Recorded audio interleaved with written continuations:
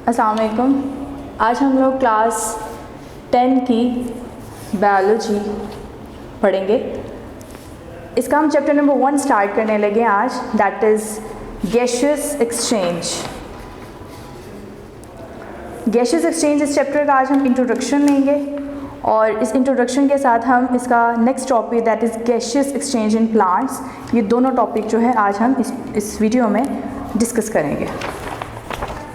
सबसे पहले हम गैसियस एक्सचेंज के बारे में देख लेते हैं। गैसियस एक्सचेंज किसको कहते हैं? गैसियस एक्सचेंज का मतलब होता है एक्सचेंज ऑफ गैसेस, यानी गैसेस का तबादला।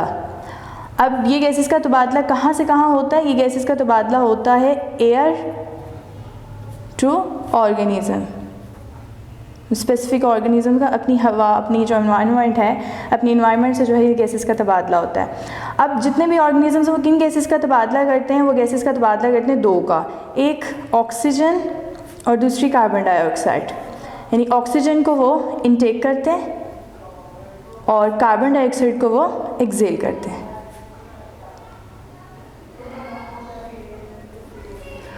और ये दोनों जो है प्रोसेस मिलके जो है वो गैसियस एक्सचेंज का जो प्रोसेस है वो कंप्लीट करवाते हैं।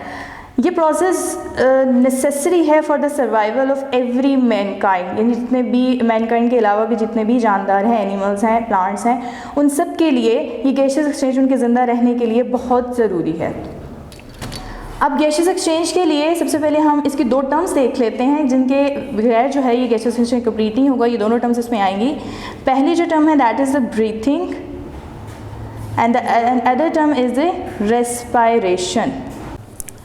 ब्रीथिंग जो है ये एक फिज़िकल मूवमेंट है, ये एक मैकेनिकल प्रोसेस है। मैकेनिकल प्रोसेस है मतलब इसके अंदर सिर्फ फिज़िकल मूवमेंट ऑर्गन की इन्वॉल्व होती हैं, जिसके ज़रिए सिर्फ दो प्रोसेस हैं जो ये कंप्लीट करवाते थे, दैट इज़ इनहेलेशन का प्रोसेस एंड दी एक्सलेशन का जो है वो प्रोसेस जो है ये इस मूवमेंट को कंप्लीट करा देता है। मतलब इसमें अंदर सिर्फ गैसेस एक्सचेंज सिंपल होती हैं, सिर्फ गैसेस का तबादला होता है। अब रेस्पिरेशन जो है ये एक दूसरी तरफ ये एक केमिकल प्रोसेस है और इसके अंदर क्या होता है कि अब ब्रीथिंग में तो हमें पता चल गया कि ये सिंपल गैसेस का एक्सचेंज होता है, लेकिन वो गैसेस आती कहाँ से हैं, वो बनती कैसे हैं, ये सारा प्रोसेस जो है वो रेस्पिरेशन का अमल करवाता है। वो किस तरह से कि आप जो भी फूड है जो हम लेते हैं वो फूड ऑब्वियसली जो है वो ऑर्गेनिक होती है और ऑर्गेनिक के अंदर आपको ये बात पता है कि कार्बन, हाइड्रोजन, ऑक्सीजन एंड जो है फर्दर, लेकिन बेसिक ये थ्री एलिमेंट्स जो है वो पाए जाते हैं। तो जब हमारा फूड जो है उसके अंदर ऑक्सीडेशन और रिडक्शन के प्रोसेसेस इन्वॉल्व होते हैं रेस्पिरेशन के अंदर, हमारा जो फूड है जिसके अंदर बहुत ज़्यादा CH बॉन्ड्स शामिल हैं, ठीक है, जब ये डाइजेस्ट हो जाता है तो उसके बाद क्या होता है कि जो ऑक्सीजन आपने ब्रीथिंग के प्रोसेस के ज़रिए इनहेल की होती है वो ऑक्सीजन यहाँ इन CH बॉन्ड्स के साथ जाके मिलती है और इस बॉन्ड को जो है वो ब्रेक कर देती है। इस बॉन्ड को ब्रेक करने के बाद ये जो सी है इसको कार्बन डाइऑक्साइड, ये जो H है इसको वाटर में चेंज कर देती है और ये जब ये बॉन्ड टूटता है तो इसमें lot of amount of energy जो है वो रिलीज़ होती है और उस एनर्जी को हम कहाँ यूज़ करते हैं? ये जो डेली आपकी एक्टिविटीज़ होती हैं, आप डेली रोज़मर्रा के जो काम होते हैं, इसके अंदर आप जो एनर्जी है वो वही एनर्जी यूज़ कर रहे होते हैं जो रेस्पिरेशन के प्रोसेस के ज़रिए जो है वो निकलती है। फिर इस कार्बन डाइऑक्साइड को ये जो बनती है इसको दोबारा लंग्स में पहुंचा दिया जाता है, लंग्स से दोबारा से ब्रीथिंग के प्रोसेस के ज़रिए ये एक्सेल हो जाती हैं। तो यानी कि इन दोनों प्रोसेस के बगैर गैसियस एक्सचेंज मुमकिन नहीं है। दूसरी बात यह कि अभी तक हम हमेशा से ब्रीथिंग और रेस्पिरेशन को एक ही लफ्ज़ के दो मतलब समझते थे कि जिनका मतलब जो है ये ऐसे दो लफ्ज़ है जिनका मतलब एक जैसा है, लेकिन ऐसा नहीं है। ब्रीथिंग जो है उसके अंदर सिर्फ मूवमेंट इन्वॉल्व है ऑर्गन की, लेकिन जो रेस्पिरेशन है इसके अंदर केमिकल रिएक्शंस जो हैं वो इन्वॉल्व हैं जो कि उन गैसेस को बनाने में प्रोड्यूस कैसे होती हैं और दूसरे नंबर मोस्ट इम्पॉर्टेंट कि ये खाने की जो है वो ब्रेक डाउन करता है। तो ये आपका इंट्रोडक्शन था गैसियस एक्सचेंज का। तो इसके बाद जो हम नेक्स्ट टॉपिक है उसकी तरफ देखते हैं कि हमने इस चैप्टर के अंदर पढ़ना क्या है। हमने इस चैप्टर के अंदर mainly gaseous exchange in plants, gaseous exchange in animals और उसके अलावा जो इसके रेस्पिरेटरी डिसऑर्डर्स हैं वो हमने इसके अंदर डिस्कस करना है। तो हमारा जो फर्स्ट टॉपिक है that is major topic that is gaseous exchange in plants. ठीक हो गया कि प्लांट्स के अंदर जो है वो गैस एक्सचेंज कैसे होती है। अच्छा, प्लांट जो है ना, इसके अंदर कोई नो स्पेसिफिक ऑर्गन, कोई स्पेसिफिक ऑर्गन मौजूद नहीं होता जो कि इसकी रेस्पिरेशन या में इसकी हेल्प, यानी गैसेस एक्सचेंज में इसकी हेल्प करवा सके। तो इसकी जो होल बॉडी है, पूरी की पूरी बॉडी जो है, यानी उसका एवरी सेल, उसके हर सेल को have to struggle on its own, उसको खुद जो है वो स्ट्रगल करनी पड़ती है, यानी खुद कोशिश करनी पड़ती है। तो प्लांट के जो हर सेल को खुद ही स्ट्रगल करनी पड़ती है, खुद ही कोशिश करनी है उसने अपनी गैसेस, जो एक्स्ट्रा वेस्टफुल गैसेस हैं, उनसे छुटकारा हासिल करने के लिए।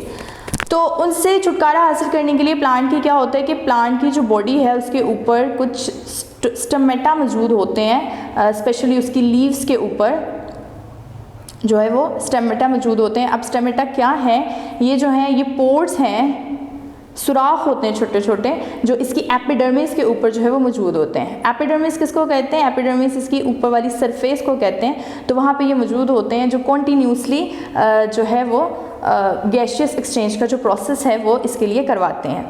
अब आप अगर प्लांट की वो देखिए जाए, उसका स्ट्रक्चर देखें, अगर इनर उसका क्रॉस सेक्शन देखें, तो यहाँ पे एक रफ सा क्रॉस सेक्शन में बनाने की कोशिश करती हूँ। तो यहाँ पे ऊपर जो है वो इसकी यहाँ पे एपिडर्मिस होती है, ठीक है, लोअर एपिडर्मिस पे, नीचे वाली सतह पे इसके स्टमेटा मौजूद होते हैं। तो यहाँ पे जो है वो इसके कुछ मीज़ोफिल सेल्स जो हैं वो अरेंज हुए होते हैं इस तरह से यहाँ पे, जिनके अंदर खाली जगह बहुत ज़्यादा होती है, और ये इसकी वजह से जो पत्ता होता है वो भी स्पंज लाइक होता है, यानी कि आप उसको प्रेस कर सकते हैं, स्मूथ होता है वो, हार्ड नहीं होता। और यहाँ पे जो है नीचे इसके इधर गार्ड सेल्स मौजूद होते हैं। अब गार्ड सेल्स क्या होते हैं? ये उस सुराख के इर्द गिर्द से हिफाजती सेल्स हैं, जिन्होंने उसकी ओपनिंग कब करवानी है, खुलना कब है उन्होंने, और बंद कब होना है, इस बात का वो ध्यान रखवाते हैं। तो इन सुराखों के ज़रिए जो है वो पत्ता क्या करता है, जो इसका स्टेम वाला पूरा पार्ट है वो अपनी गैसेस को क्या कर लेता है, एक्सचेंज कर लेता है। अब प्लांट्स को जो है वो बेसिकली दो उसको सिचुएशंस को फेस करना पड़ता है कि एक उसको दिन के वक्त और एक उसकी जो होती है वो रात के वक्त, उसको दो किस्म की सिचुएशंस का फेस करना पड़ता है। दोनों टाइमों में जो है वो उसकी अलग तरीके से गैसेस एक्सचेंज का प्रोसेस होता है। क्या फ़र्क है इसमें कि डे टाइम जो है इसके अंदर वो फोटोसिंथेसिस भी हो रही होती है, जिसे आप वाकिफ़ हैं कि ये एक ऐसा प्रोसेस है जिसके ज़रिए वो अपनी खुराक जो है वो बनाता है। उसके साथ साथ यहाँ पे क्या हो रही होती है, रेस्पिरेशन भी हो रही होती है। तो ये दो प्रोसेस कंटिन्यू होते हैं। और रात को क्या होता है कि सिर्फ़ और सिर्फ उसकी रेस्पिरेशन हो रही होती है, फोटोसिंथेसिस उस टाइम पे स्टॉप कर जाती है, क्योंकि उसके लिए सनलाइट ज़रूरी है और रात को सनलाइट उसको नहीं मिलती, तो उस टाइम पे स्टॉप कर जाते हैं। तो इन दो सिचुएशंस में उसको जो है वो मुख्तलिफ तरीके से फेस करना पड़ता है। तो अब दिन के वक्त तो पहले डिस्कस कर लेते हैं। तो दिन के वक्त इसके क्या हो रहा होता है कि ये कार्बन डाइऑक्साइड को जो है वो हवा, एनवायरनमेंट से, हवा से लेता है अपने फोटोसिंथेसिस के प्रोसेस को करवाने के लिए। और फोटोसिंथेसिस का जो प्रोसेस होता है उसके अंदर आपको पता है कि जो बाय प्रोडक्ट निकलता है दैट इज़ ऑक्सीजन, और ऑक्सीजन जो है ये वो रेस्पिरेशन में यूज़ कर लेता है, और रेस्पिरेशन में फिर वो क्या निकालता है, कार्बन डाइऑक्साइड। तो इस तरह से जो इसका सारा प्रोसेस है ये चलता रहता है। तो इसलिए एनवायरनमेंट में भी गैसेस का जो तवाज़ुन होता है वो बिल्कुल सेम रहता है, उसमें कोई नहीं आती। वो क्यों? क्योंकि इसकी जो ये दोनों के दोनों प्रोसेस हैं ये अल्टरनेट चल रहे होते हैं साथ साथ, और वो उसके बाय प्रोडक्ट को यूज़ करता है, और जो दूसरा प्रोसेस है वो पहले वाले के बाय प्रोडक्ट को जो है वो इस्तेमाल कर रहा होता है।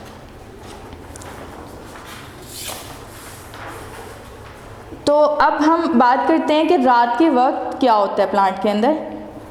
तो जैसे कि अभी हमने बात की कि रात के वक्त जो है वो प्लांट में वो रेस्पिरेशन का प्रोसेस हो रहा है, फोटोसिंथेसिस उस टाइम पे स्टॉप कर जाती है।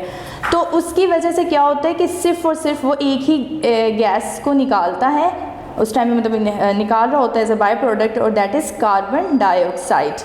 और ये जो कार्बन डाइऑक्साइड है अक्सर आपने देखा होगा कि इसीलिए जो है ना रात के टाइम पे जो हायर प्लांट्स होते हैं, दरख्त होते हैं, उनके पास या उनके नीचे सोने से भी मना किया जाता है। वो इसलिए क्योंकि वो कार्बन डाइऑक्साइड को उस टाइम पे एक्सेल कर रहे होते हैं और that is poisonous for our mind. वो हमारे दिमागों के लिए जो है वो अच्छी नहीं होती, मेंटल प्रॉब्लम्स बहुत ज़्यादा क्रिएट कर देती है। तो इस वजह से जो है वो रात के वक्त इन पौधों से भी दूर रहना चाहिए, क्योंकि उस टाइम पे कार्बन डाइऑक्साइड को जो है वो एक्सेल कर रहे होते हैं। उसके बाद जैसे हमने पहले बात की कि प्लांट की पूरी बॉडी को जो है वो करना पड़ता है, खुद ही गैसेस एक्सचेंज करनी पड़ती है। तो हमने तो बात की स्टेम वाले पार्ट की, तो जो इसका वुडी पार्ट है वो किस तरह से भी गैसेस को एक्सचेंज करता है, जाहिर सी बात है वो भी लिविंग है, उससे भी गैसेस को रिमूव करवाना है। तो जो इसका वुडी पार्ट है वो उसके ऊपर भी स्टमेटा की तरह के कुछ सेल्स होते हैं, दैट इज़ लेंटिसेल्स, ठीक है, जिनको हम लेंटिसेल्स कहते हैं। और ये जो लेंटिसेल्स हैं ये बिल्कुल स्टमेटा की तरह के ही पोर्स होते हैं और ये इसकी जो वुड वाला हिस्सा है, बाक है इसकी, वहाँ पे ये प्रेजेंट होते हैं। उसके बाद जो इसकी रूट्स हैं, यंग रूट्स, उसके अंदर भी इसी तरह से पोर्स होते हैं, ठीक है, उसके अंदर भी छोटे सुराख होते हैं जो सॉइल के अंदर मौजूद गैसेस के साथ एक्सचेंज करते हैं। इसके बाद आपको ये बात भी पता है कि प्लांट्स जो होते हैं ये पूरी दुनिया में पाए जाते हैं, ये सिर्फ खुश्की के अंदर नहीं बल्कि आपको ये पानी के अंदर भी मिलेंगे, ठीक है, एक्वेटिक एनवायरनमेंट में भी ये रहने वाले होते हैं। तो जो एक्वेटिक एनवायरनमेंट में रहने वाले यानी पानी में रहने वाले प्लांट्स होते हैं वो क्या करते हैं, वो भी अपनी जो वाटर के अंदर मौजूद गैसेस हैं उसके ज़रिए जो है वो उससे एक्सचेंज करते हैं अपनी गैसेस को, ठीक। तो ये आज के टॉपिक में हमने क्या पढ़ा था, हमने आज गैसेस एक्सचेंज का इंट्रोडक्शन देखा और उसके बाद हमने जो है वो प्लांट्स के अंदर गैसेस एक्सचेंज कैसे होती हैं हमने इसको डिस्कस किया। हमारा जो नेक्स्ट टॉपिक है वो है द एयर पैसेज वे, जो हम आज इस वीडियो में डिस्कस करेंगे। ह्यूमन रेस्पिरेटरी सिस्टम पढ़ना है आज हमने। ह्यूमन रेस्पिरेटरी सिस्टम इन हमारे अंदर जो है, ह्यूमंस के अंदर वो पूरा ऑर्गन सिस्टम इसका मौजूद है, वेल डेवलप्ड ऑर्गेनिजम्स हैं हम लोग। तो हमारे अंदर जो रेस्पिरेटरी सिस्टम है पूरा, उसको बोलते हैं एयर पैसेज वे, यानी कि हवा के गुजरने का रास्ता, कि कहाँ कहाँ से हमारी हवा जो है वो रास्ते में से गुजर के फिर फेफड़ों तक पहुँचती है, लंग्स तक पहुँचती है और फिर वहाँ से जो है वो गैसेस को एक्सचेंज करके किस तरह से वापस उसको निकाला जाता है। तो हमने ये प्रोसेस को आज डिस्कस करना है। तो जो हमारा एयर पैसेज वे है वो हमारा शुरू होता है यहाँ से नज़ल कैविटी से, यानी हमारे नाक के रास्ते से, और ये जो हमारी नज़ल कैविटी है इसको आगे से डिवाइड किया होता है एक वॉल ने दरमियान से, और उसको बोलते हैं हम नॉस्ट्रिल्स, जिसकी वजह से हमारी जो नज़ल कैविटी है वो दो खानों में डिवाइड हो जाती है, जिसको नॉस्ट्रिल्स बोलते हैं। इन नॉस्ट्रिल्स के अंदर जो है आपको दो चीज़ें मज़ीद मिलेंगी, एक इसके अंदर मौजूद होते हैं छोटे हेयर और दूसरी इसके अंदर मौजूद होती है म्यूकस, लेसदार सा मौद मौजूद होता है हमारे नाक के अंदर, हमारी नज़ल कैविटी में। इनका भी अपना अपना काम है। हेयर जो है यहाँ पे वो क्या काम करते हैं, ये फ़िल्टर करते हैं हवा को, ये एयर को फ़िल्टर करते हैं, ठीक है, यानी जो भी हवा हम इनहेल करते हैं अपने नाक के रास्ते अंदर, तो ये उसके अंदर जितने भी डस्ट के पार्टिकल होंगे या कोई और ऐसी चीज़ जो इरिटेट कर सकती है हमें, ये उसको वहीं पे रोक लेते हैं नाक के अंदर। दूसरी चीज़ म्यूकस मौजूद होती है, यानी लेसदार सा मौद मौजूद है। तो उस लेसदार से मौद का क्या काम है कि वो बैलेंस करता है, ठीक है, बैलेंस करता है किसको, टेम्परेचर को, हवा का जो टेम्परेचर है, बाहर सर्दी है गर्मी है जैसा भी है, लेकिन हमारी जो बॉडी का टेम्परेचर वो कांस्टेंट है, हम कांस्टेंट टेम्परेचर को रखने वाले ऑर्गेनिजम्स हैं। तो इसलिए वो क्या करते हैं कि जो बाहर से हम हवा को इनहेल करते हैं उसके टेम्परेचर को हमारी बॉडी के टेम्परेचर में करने की जो है वो करता है, हेल्प करता है उसमें। तो ये इसकी वजह से भी ना आपने देखा होगा कि अक्सर ये आजकल फैशन है कि जिसके अंदर हम अपने जो है नाक के बाल जो है ना वो निकलवा देते हैं, तो उसकी वजह से हमारे जो लंग्स हैं वहाँ पे जो हवा पहुँचती है तो वो बिल्कुल गंदी होती है, उसको फ़िल्टर नहीं वो कर पाते। तो अक्सर ये जो सांस की बीमारियाँ हैं ये ज़्यादातर इस वजह से भी आजकल बहुत कॉमन होती जा रही हैं। अच्छा, उसके बाद नज़ल कैविटी के बाद जो है आगे जो रास्ता आता है दैट इज़ फेरिंग्स। तो ये फेरिंग्स कब आता है, हमें पता है कि हम नाक से भी सांस लेते हैं और हम मुंह के ज़रिए भी जो है वो सांस लेते हैं, दोनों तरह से सांस लेते हैं। तो ये दोनों रास्तों को यहाँ लाके कॉमन पाथवे ये फेरिंग्स में जो है लाके रोक देता है। अब फेरिंग्स में इसका मतलब ये हुआ कि मुंह से हम सिर्फ सांस तो नहीं लेते, खाना भी तो हम मुंह से खाते हैं। सांस लेने के तो हमारे पास दो रास्ते हैं, नाक भी है मुंह भी है, लेकिन खाने के लिए हमारे पास सिर्फ एक रास्ता है, दैट इज़ माउथ। तो यहाँ से खाना भी और सांस भी, हवा भी, दोनों फेरिंग्स में जाके जो है वो एंड होते हैं। तो ये कॉमन है, कॉमन पाथ है किस किस का, फूड का और दूसरे नंबर पे एयर का। उसके बाद जो फेरिंग्स हैं आगे चल के नीचे ये डिवाइड हो जाता है दो रास्तों में। एक जो रास्ता है इसका वो पीछे चला जाता है, इसोफेगस में खुलता है, यानी कि स्टमक मैदे में जाके खुलता है, जो कि ये पीछे आपको छोटा सा रास्ता दिख रहा होगा, और ये रास्ता जो है वो पीछे जाके स्टमक में जाके खुलेगा। दूसरा वो इसको आगे डिवाइड कर देता है लेरिंग्स में, ठीक है। लेरिंग्स क्या है, ये लेरिंग्स जो है यहाँ पे ये ट्रैकिया, ये जो नीचे आएगी लाइनिंग, इससे और फेरिंग्स के दरमियान का रास्ता है, और इसके ऊपर जो है एक छोटा सा सुराख मौजूद होता है जिसको यहाँ पे, जिसको हम बोलते हैं ग्लॉटिस। और इस सुराख को के इर्द गिर्द कुछ टिश्यूज़ के छोटे से दरवाजे होते हैं या फ्लैप्स होते हैं जिन्होंने उनको घेरा हुआ होता है, और ये क्या काम करते हैं, ये इसकी ओपनिंग और क्लोजिंग में मदद करते हैं। अब इसकी ओपनिंग और क्लोजिंग की ज़रूरत क्यों पड़ती है, जैसे अभी हमने बात की कि मुंह से जब खाना भी हम खा रहे हैं, सांस भी ले रहे हैं, तो दोनों खाने को कहाँ भेजना है, सांस ने कहाँ जाना है, तो इस बात का ध्यान रखना बहुत ज़रूरी होता है। तो इसके लिए क्या होता है कि जब हम खाने को ज़ुबान से जो है वो पीछे की तरफ धकेल रहे होते हैं, तो उसी टाइम पे ये एपिग्लॉटिस जो है ये इस ग्लॉटिस को बंद कर देता है, हवा का रास्ता थोड़ी देर के लिए बंद हो जाता है, और खाने को फिर एक ही रास्ता नज़र आ रहा होता है, दैट इज़ ईसोफेगस का, और वो वहाँ पे चला जाता है। तो इस वजह से भी जो है वो हमें मना भी किया जाता है कि आप खाना खाते हुए जो है वो बात नहीं, इसके आदाब में शामिल है कि बात नहीं करते। वो क्यों, क्योंकि जब आप बात करेंगे तो आपका जो सांस है वो चालू हो जाएगी, और फिर वो जो लुकमा है आपका जो अपने निगल रहे हैं, तो वो आपकी सांस की नाली में भी जाके जो है वो स्टक हो सकता है। अच्छा, इसके बाद एपिग्लॉटिस के बाद जो है लेरिंग्स में, तो लेरिंग्स को हम वॉइस बॉक्स भी कहते हैं। लेरिंग्स की बात कर लें हम, तो इसको हम जो है वो वॉइस बॉक्स भी कहते हैं।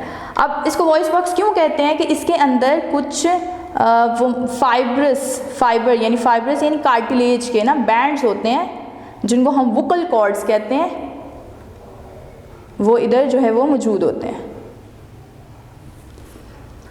तो उन वोकल कॉर्ड्स की वजह से ही तो हम लोगों को दूसरों से, दूसरे जानदारों से सुपीरियरिटी हासिल है कि हम अशरफुल मखलूक़ात हैं, क्योंकि हम बोल सकते हैं, हम अपनी जो है वो फीलिंग्स का इजहार कर सकते हैं, तो इसकी वजह से है। लिरिक्स के अंदर वो जो कार्ड्स हैं, जब उनके ऊपर हवा पड़ती है तो वहाँ इर्ताश पैदा होती है, वाइब्रेशन होती है, और उस वाइब्रेशन की वजह से साथ में आपके मुंह की, चीक्स की, ज़ुबान की हरकत की वजह से जो है वो आवाज़, स्पीच जो है वो प्रोड्यूस होती है। तो इस इर्ताश को आप महसूस भी कर सकते हैं, अगर आप अपने गले के करीब हाथ रखें और वहाँ पे आप बोलें ना, तो आपको ये वाइब्रेशन जो है वो उधर फील भी होगी कि ये उन वोकल कॉर्ड्स की वाइब्रेशन की वजह से आपको सुनाई देती है, महसूस होती है।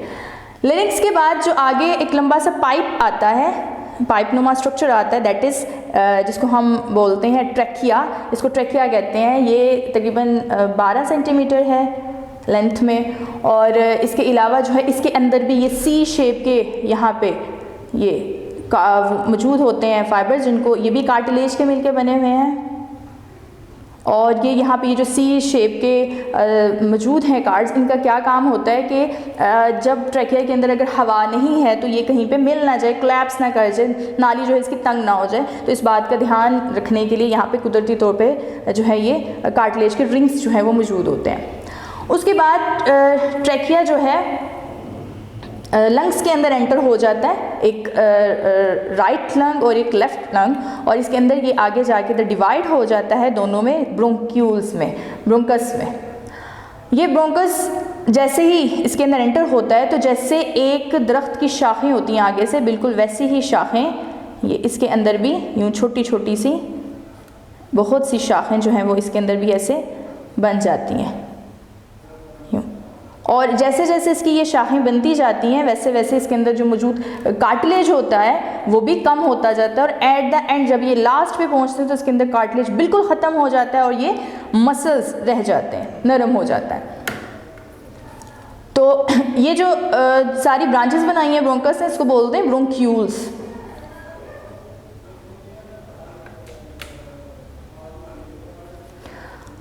तो ये जब एंड पे सारे जाके रुक जाते हैं, जहाँ पे मसल्स आ जाते हैं सिर्फ, तो ये ओपनिंग खुली नहीं होती बल्कि ये एक ट्यूब की तरह होती है और बंद होती है एंड पे, जिसको एल्वियोलस कहते हैं। पाउच नुमा यूँ ऐसे गुब्बारे की तरह जो है ये एंड से यूँ खुली हुई होती है, और फिर ये बहुत ज़्यादा एल्वियोलस जो है वो एक ही डक्ट में जाके ओपन हो जाते हैं, जिसको एल्वियोलर डक्ट कहते हैं।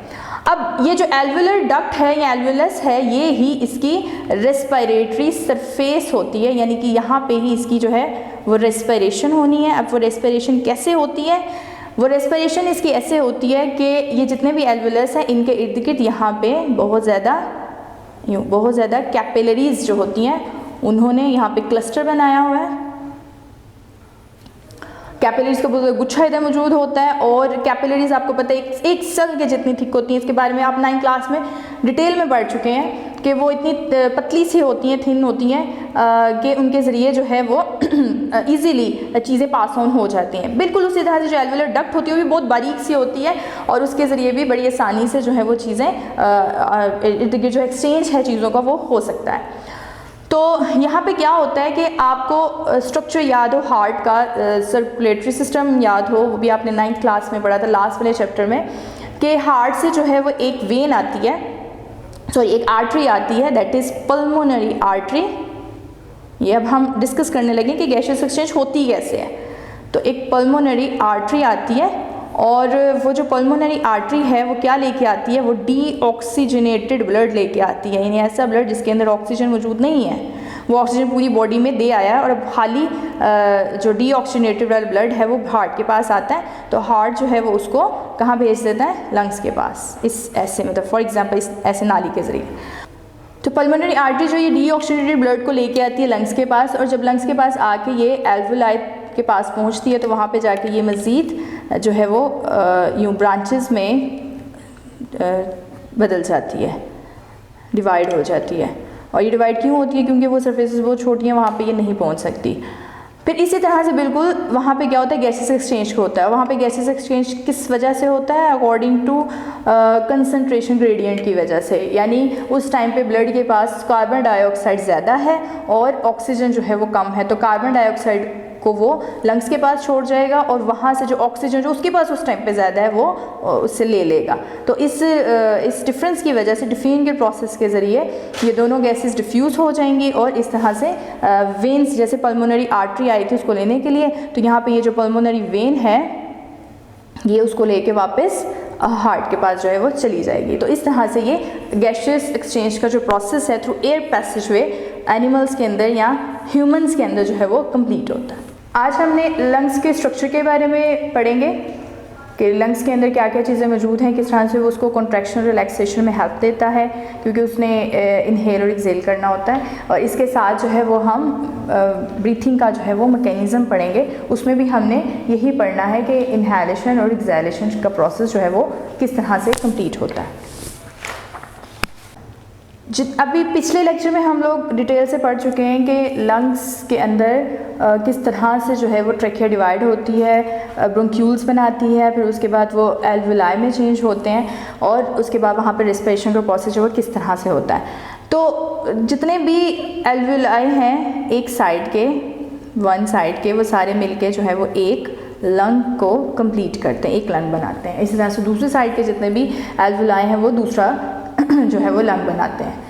ये जो दोनों लंग्स जो हैं पेयर की सूरत में मौजूद होते हैं, और हमारी थोरेसिक कैविटी में है। थोरेसिक कैविटी कौन सी होती है?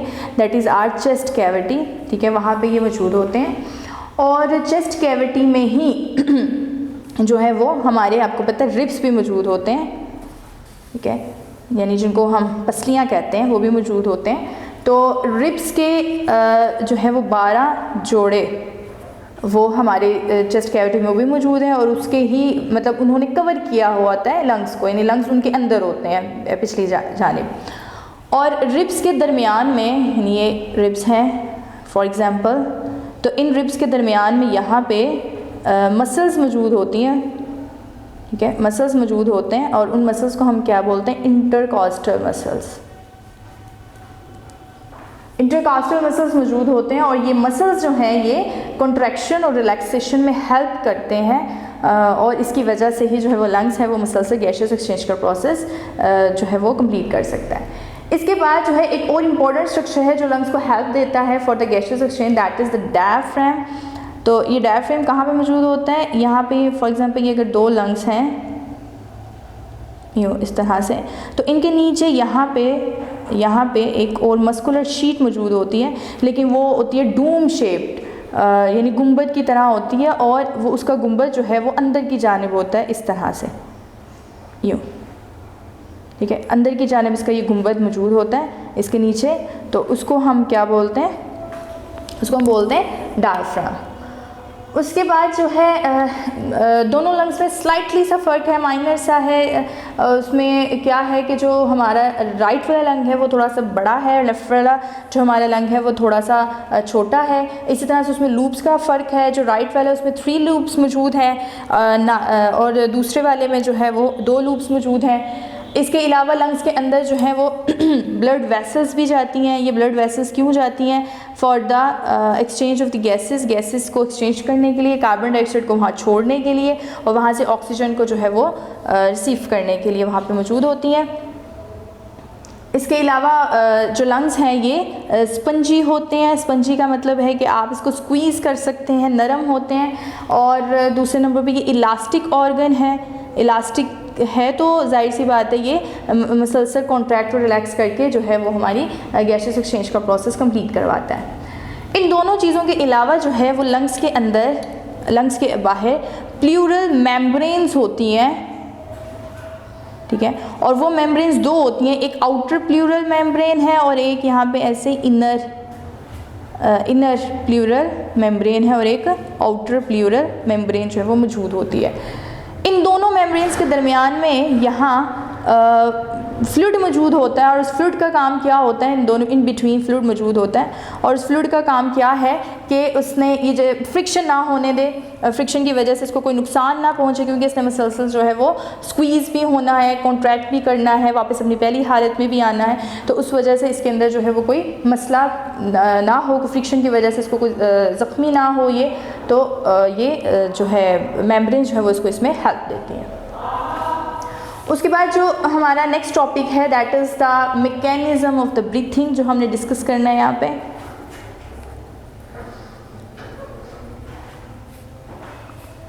मैकेनिज़्म ऑफ ब्रीथिंग में हमने क्या देखना है कि लंग्स जो है ये अपना ये इनहेलेशन और एक्सहेलेशन का जो प्रोसेस है ये किस तरह से करते हैं। तो ये आपने याद रखना कि ये सिर्फ प्रेशर डिफरेंस की वजह से होता है। आउट जैसे हमने स्टार्ट में बात की थी कि गैसेस एक्सचेंज होती है एनवायरनमेंट के दरमियान में और बॉडी के दरमियान में होती है, तो ये सिर्फ प्रेशर डिफरेंस है। प्रेशर डिफरेंस की वजह से ऐसा होता है। सबसे पहले हम इसका फर्दर कर लेते हैं। पहले हम इंस्पायरेशन को डिस्कस करते हैं। तो जब हवा को हम अंदर लेके जाते हैं तब क्या होता है इंस्पायरेशन में, जो इसके मसल्स हैं जब हमने इंस्पायर करना होता है वो कॉन्ट्रैक्ट कर जाते हैं। कॉन्ट्रैक्ट से मतलब कि ये अपने साइज़ में जो है बढ़ जाते हैं, इंक्रीज़ कर जाता है इसका साइज़। और इसका साइज़ जैसे ही इसका साइज़ बढ़ता है तो क्या होता है कि ये जो रिब्स हैं जिसके अंदर जो इंटरकॉस्टल मसल्स हैं, रिब्स जो है ये भी रेज कर जाते हैं, यानी ये भी ऊपर को उठ जाते हैं, ठीक है। जो इसके अंदर इंटरकॉस्टल मसल्स हैं वो इसको हेल्प देती हैं इसके अंदर। फिर उसके बाद क्या होता है कि इसका जो ये जो डूम शेप था, ये यहाँ पे जो हमने यहाँ बात की थी कि यहाँ पे जो है इसके यहाँ पे डूम शेप वो मौजूद है, डायफ्राम मौजूद है। तो वो डायफ्राम क्या होता है कि जैसे इनका साइज़ ये वो हो जाते हैं, रेस कर जाता है इसका साइज़, तो इसका साइज़ के रेस करने की वजह से यहाँ पे ये भी थोड़ा नीचे को हो जाता है, ठीक है, यानी मूव डाउनवर्ड। अब जब ये नीचे को मूव कर गया तो इन सारी मूवमेंट्स की वजह से जो चेस्ट कैविटी के अंदर जगह है, वो कैविटी लंग्स के अंदर जो जगह है वो काफ़ी ज़्यादा हो जाती है और गैसेस वहाँ पे कम होती हैं। तो प्रेशर जो है वो इनसाइड कम और आउटसाइड ज़्यादा होता है, यानी प्रेशर जो है वो डिफ़र कर जाता है। और वो प्रेशर डिफ़र कैसे करता है, इनसाइड लंग जो है वहाँ पे लेस होता है और आउटसाइड जो है वो मोर होता है, और इसकी वजह से एयर रशेस यानी दौड़ती हुई इनटू द लंग्स आ जाती है। तो यहाँ पे जो है हमारा वो इंस्पिरेशन का जो प्रोसेस है वो कंप्लीट होता है। उसके बाद अब बारी आई कि हम इसको एक्सपायर कैसे करते हैं।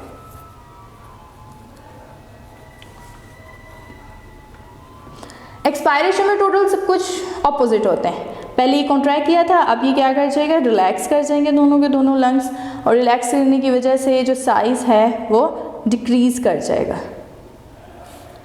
फिर उसके बाद जो है रिब्स वो भी ओरिजिनल पोजीशन पे आ जाएंगे। जो डायफ्रेम है वो भी पहले डाउनवर्ड हुआ था, अपवर्ड चला जाएगा, यानी वो भी अपनी पहली पोजीशन पे आने की कोशिश करेगा। डायफ्राम मूव अपवर्डली ये भी मूव कर जाएगा। अब दोबारा से वही हुआ, प्रेशर डिफ़र हो गया। अब प्रेशर कैसे डिफ़र हुआ कि अंदर साइज़ कम हो गया, जगह तंग हो गई, गैसें ज़्यादा हो गई। अब इनसाइड लंग मोर और आउटसाइड जो है वो क्या हो जाएगा, लेस, कम होगा, और इनकी वजह से एयर जो है वो मूव आउट, बाहर चली जाएगी, और दोबारा से जो लंग्स हैं वो इंस्पायरेशन की तरफ मूव कर जाएंगे। इसके अलावा ह्यूमन जो है वो ब्रीथ करते हैं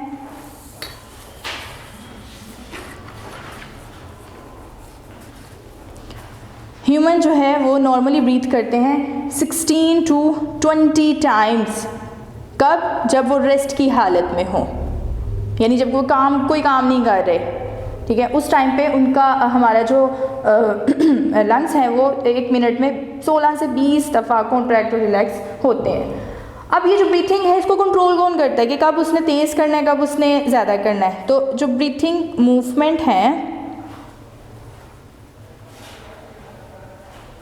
इनको कंट्रोल करता है, कंट्रोल्ड बाय ब्रेन कंट्रोल करता है। ऑब्वियसली ब्रेन हमारा हेड है पूरी बॉडी का, पूरी बॉडी में जो भी काम होता है वो यही कंट्रोल करता है। तो ब्रेन के अंदर क्या होता है, क्या चीज़ है, उसके अंदर एक रेस्पिरेटरी सेंटर मौजूद है जो कि उसकी ये प्रोसेस जो है वो हमारा ब्रीथिंग का वो कंप्लीट करवाता है।